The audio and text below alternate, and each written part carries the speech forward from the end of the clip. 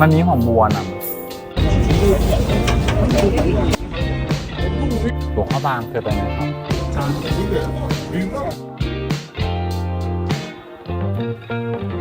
Another weekend, another dream.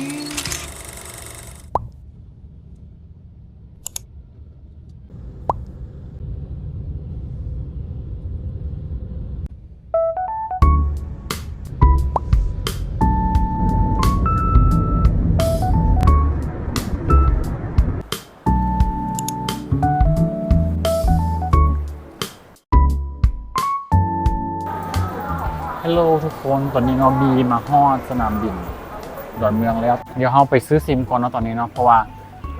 ความจริงบีหาก็เห็นว่ามีแพ็กเกจอยู่เนาะ IR แบบเวลาเปิดไปเกาหลีนะแต่ว่าบีเบิ่งว่า Data ของซิมอยู่นี่นะได้ Data หลายกว่าแล้วก็ราคาน่าจะถูกกว่าพร้อมไปเกาหลีครับประมาณ7วัน เป็นตัวนี้เลยค่ะเอาที่ไหนน่าเที่ยวค่ะ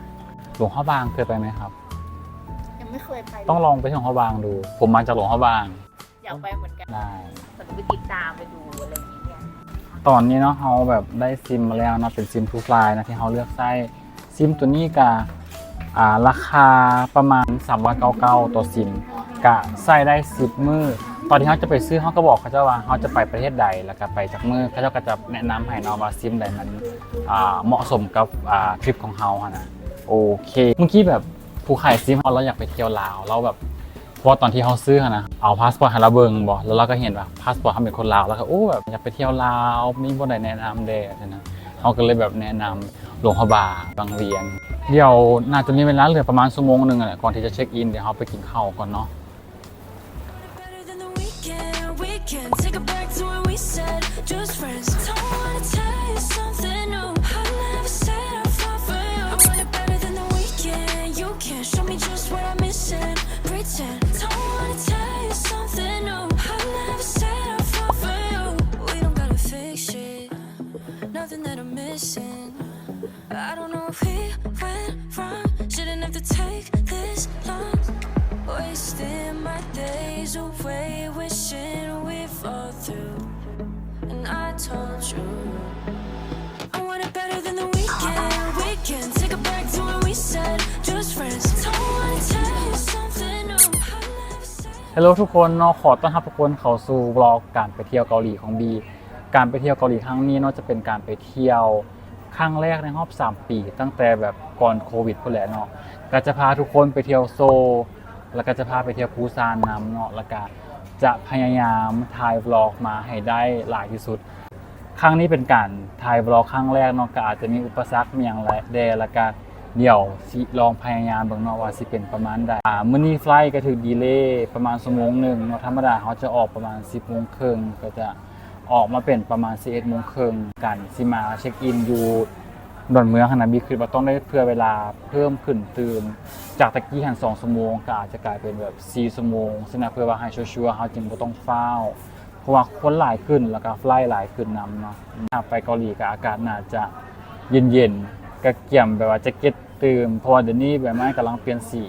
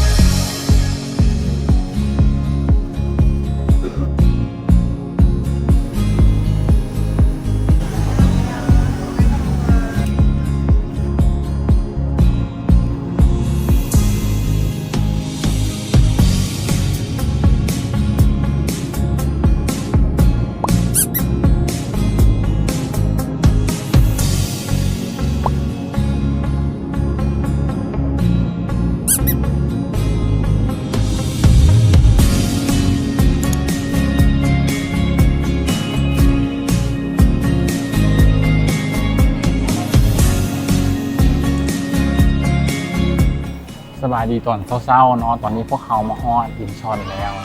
ใช้เวลาในการเข้าตม.ประมา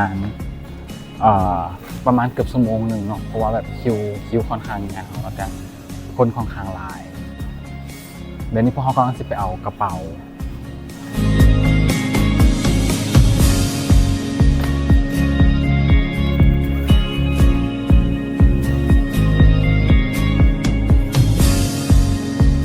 นี้ก็ได้ไปแบบว่าไป fresh up มาแล้วเนาะไปแบบว่าทูแคลแล้วก็ไปล้างหน้านิดนึงเนาะมาแล้วเดี๋ยวมื้อนึงเฮาสิไปซื้อทีมันนี่เนาะบัตรทีมันนี่จะเป็นบัตรที่ว่าใช้จ่ายค่าต่างๆอยู่นี่ก็จะเป็นพวกค่ารถไฟค่าขึ้นแท็กซี่บอกหรือว่าอาจจะแบบห้างสะดวกซื้ออย่างก็สามารถใช้ทีมันนี่ได้เนาะหลังจากซื้อบัตรทีมันนี่แล้วเนาะเดี๋ยวกสิซอกหาวิธีเข้าเมืองคิดว่าน่าจะนั่งเป็นแบบairport limousine bus from here right and the machine here also right okay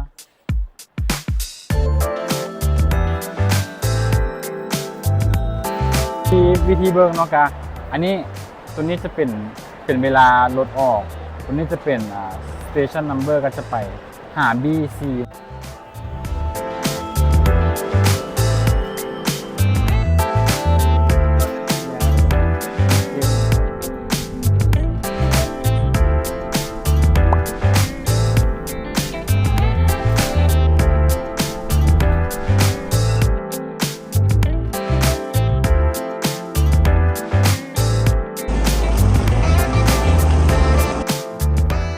Okay. Can we leave the luggage here? Okay. Thank you.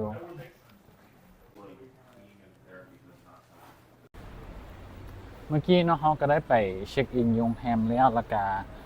ไปฝากกระเป๋าเนาะเพราะว่ายังเช็คอินบ่ได้คือโรงแรมจะให้เช็คอินตอนประมาณ4 โมงแรงเลยเนาะก็ไม่ได้ฝากกระเป๋าไว้ก่อนละเดี๋ยวบีคิดว่าน่าจะไปย่านอิกซอนดงก่อนจะไปเป็นย่านคาเฟ่เนาะนำคาเฟ่อยู่หันเลยแล้วก็ถ่ายเวลาเช็คอินโรงแรม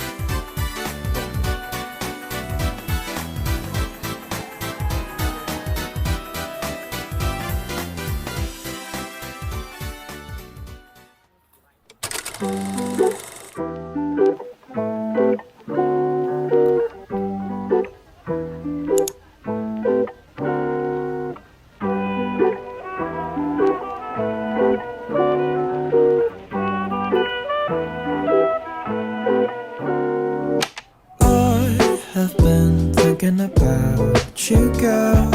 Till my current flowers bloom. Trying not to bother you in your own space. Just let it grow to me. I'm the only one who waters about. Don't worry about me. Oh, but sometimes I forget where we are. Where are we now? Come and define what are we doing. If you wanna start to make your road, oh babe, I'll live and love you when flowers fall. I know our spring will come. Enjoy, let's sing our song along. Oh babe.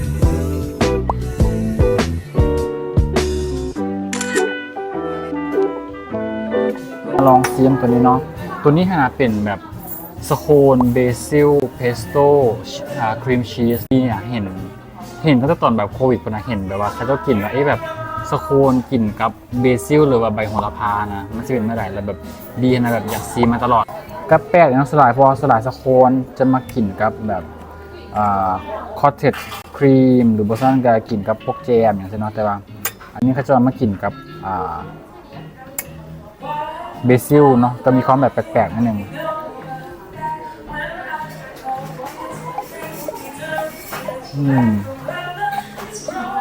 มันจะเป็นของหวานมันมีกลิ่นใบโหระพา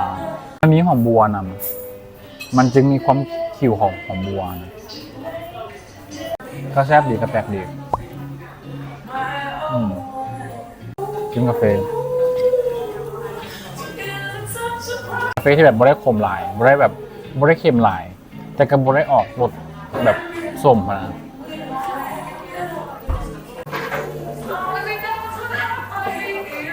กาแฟก็แบบกินง่าย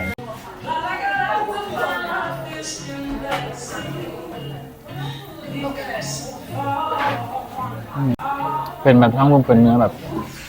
ชีสเค้กแน่นๆแต่ว่าทั้งเป็นแบบวิปครีมแซ่บ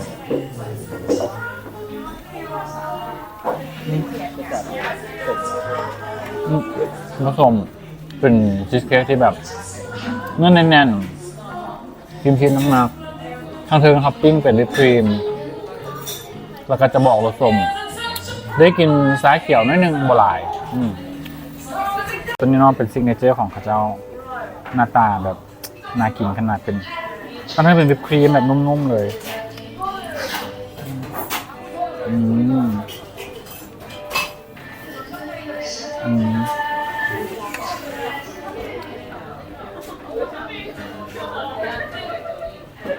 แซ่บ Enjoy, let's sing our song along. Oh, babe.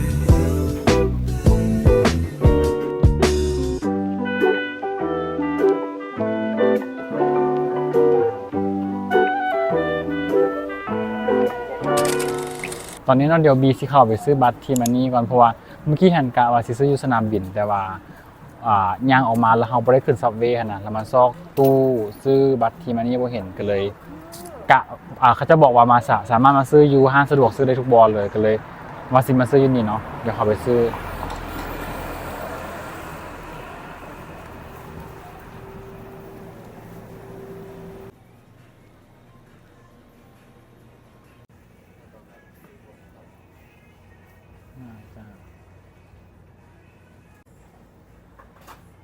Do you have T-Money card on Mayo? Two? Yes. เอามา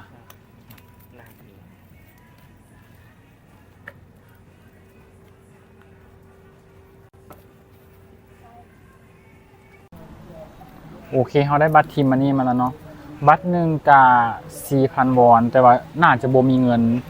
อยู่ในนี้เทื่อเขาต้องได้ไปท็อปอัพเดี๋ยว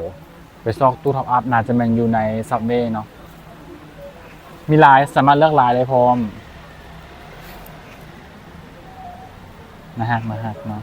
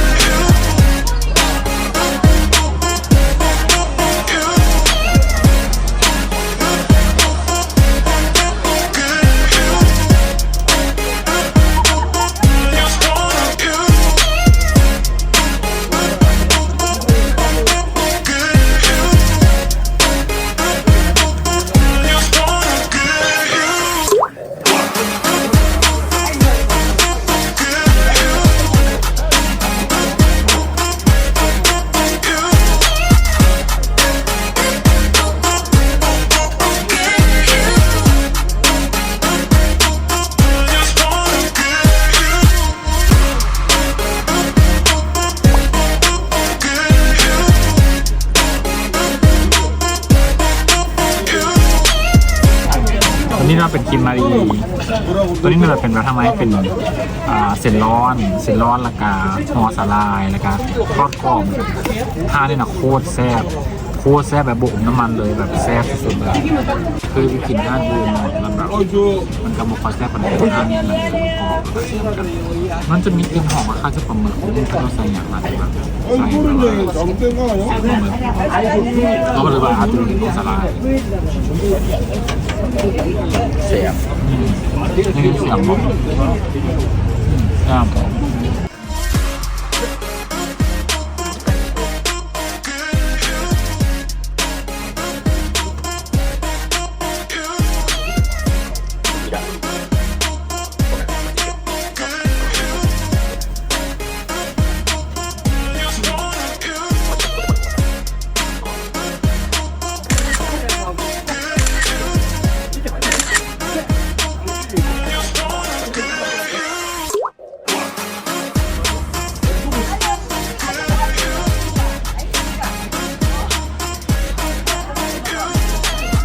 ก็จบกันไปแล้วกับคลิปทางอีทีบีตั้งใจถ่ายตั้งใจตัดต่อมาให้ทุกคนได้เบิ่งถ้าหากว่าทุกคนมาคลิปนี้บีฝากทุกคนกดไลค์กดแชร์กด Subscribe ให้ซองบีเดอร์และฝากคลิปต่อๆไปที่กำลังจะออกมาในหลายๆนี้นำกาแฟมันแบบจุ้มๆเลยแซ่บๆแบบนี้วันนี้เราจะไปเที่ยวอะไรดีน่าจะคือว่าน่าจะไป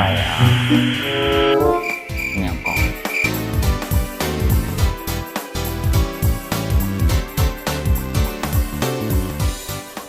어딘지 모르지만